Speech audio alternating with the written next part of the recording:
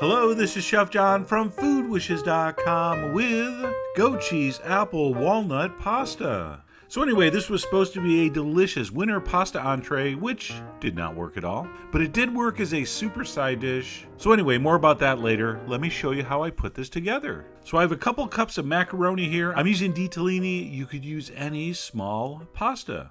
I have some fresh thyme, 1 apple. I'm using a Pink Lady, I believe. Some creamy goat cheese, and walnuts. All right, for the apples, of course, I took the core out. You could and maybe should peel these. I decided to leave the peel on. I was thinking it would look a little more interesting and, add some nutritional value. And you know what a big stickler I am for nutrition. All right, so once our apples are diced, we're going to take those over to the stove and saute those in a little bit of butter, like a tablespoon of butter. We're going to saute those over medium heat just for a couple minutes. All right, these are going to kind of soften in the broth, but I do want to give them a couple minutes head start. You should see the edges just starting to get a little bit golden. At that point, I'm going to add a cup of chicken broth. And yes, I suppose you could use vegetable broth if you're, prejudiced against chickens. All right, we're going to turn the heat up to medium-high. We're going to bring that up to a simmer, and we're going to simmer that for just 2 minutes. That's it, just 2 minutes, and then turn it down to low, okay? And just leave it like that. So the base to our sauce is ready. Now it's time to cook our macaroni. Like I said, I'm using ditalini. Of course, you're going to use salted water. And I'm always stressing that because pasta cooked in unsalted water is bland. All right, so you're going to cook that according to directions. And while that's cooking, we will finish our sauce. So our heat's on as low as it will go. I'm going to take my goat cheese a couple tablespoons at a time and simply stir it into this hot broth. So the temperature is very important here. Again, the heat has to be on as low as it goes. We don't want this simmering or boiling. That will cause the cheese possibly to separate.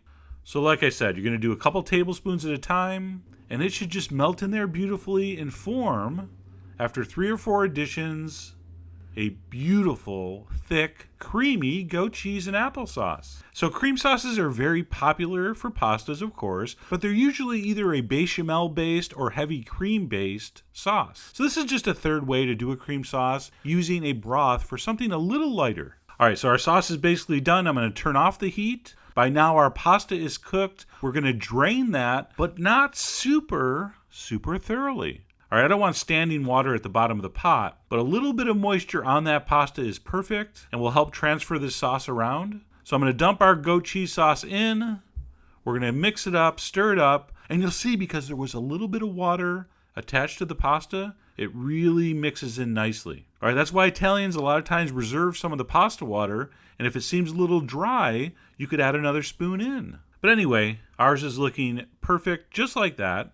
We're going to season this up with some black pepper, a good dose, some salt, of course, some cayenne pepper, heat things up a little bit, and then some fresh minced thyme, a really nice combination with the goat cheese and the apple. And last but not least, about a half cup of chopped toasted walnuts. And that pasta is done. Of course, you're going to give it one final taste, but you know that. And I don't even have to tell you that. I just do, to make conversation. All right, so I spooned that up into a bowl. I thought I was going to have myself a beautiful winter pasta dinner. You got that tangy goat cheese, perfect with that sweet apple, the herbaceous thyme, the earthy crunch of the walnut. Just a really great combination of flavors, but this does not make a great entree. All right, after I ate about half a bowl, I didn't want any more. All right, it just stopped being interesting. So instead of deeming this a failure for a pasta dinner, I decided it was a smashing success as a side dish. And it was perfect with some roast pork. Roast pork not included, sold separately. So anyway, like I said, it was a really nice combination, and I really hope you give it a try, but probably best as a side dish, not necessarily as a giant plate for an entree. Oh, and by the way, you don't like goat cheese and you want to know if you could do this with something else? No, you can't. Make a different recipe. Anyway, head over to foodwishes.com for all the ingredient amounts, as usual. And as always, enjoy.